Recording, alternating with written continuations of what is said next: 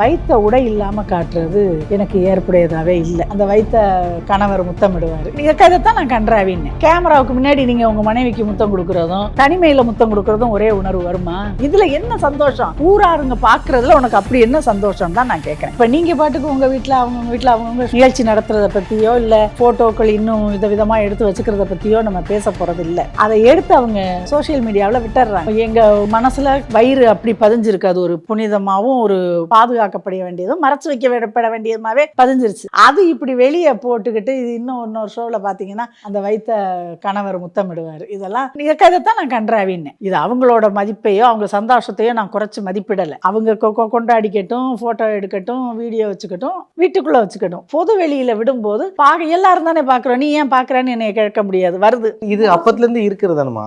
கணவர் மனைவியுடைய வயித்துல அதை எல்லாரும் பாக்குறதா? ஏப்பா முத்தம் கொடுக்கறது அப்பத்துல இருந்து சினிமால இருந்தே நிறைய பேர் சினிமா வேற. சினிமாவில் இருக்கிறதுக்கும் நீங்க ஒரு ஷோவில் தனிப்பட்ட முறையில நீங்க எடுத்து பாருங்கன்னு சொல்லி காட்டுறதுக்கும் சினிமாவிலையுமே வயிற்றுல உடை இல்லாம கணவர் முத்தமிட்டு யாரும் நான் பார்க்கல. சொல்லுங்க, கேமராவுக்கு முன்னாடி நீங்க உங்க மனைவிக்கு முத்தம் கொடுக்கறதும் தனிமையில முத்தம் கொடுக்கறதும் ஒரே உணர்வு வருமா? யாரோ பாக்குறாங்கன்ற ஒரு உணர்வு.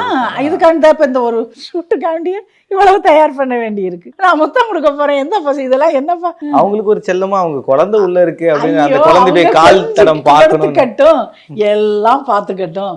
இதுல என்ன சந்தோஷம்? ஊராருங்க பாக்குறதுல உனக்கு அப்படி என்ன சந்தோஷம் தான் நான் கேட்கறேன். போட்டோ எடுக்கிறத தாண்டி அவங்க கணவர் அவங்களுக்கு முதல்ல பிறந்த ஒரு குழந்தை 2வது வாட்டி கன்சீவ் ஆயிருப்பாங்க.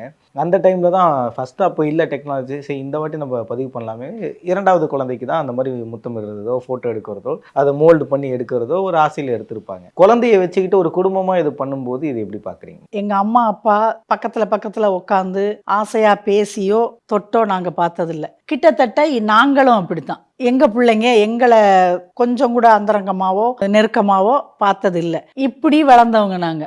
ஆனால் இப்போ அம்மா அப்பான்னா இப்படி தான் இருப்பாங்க.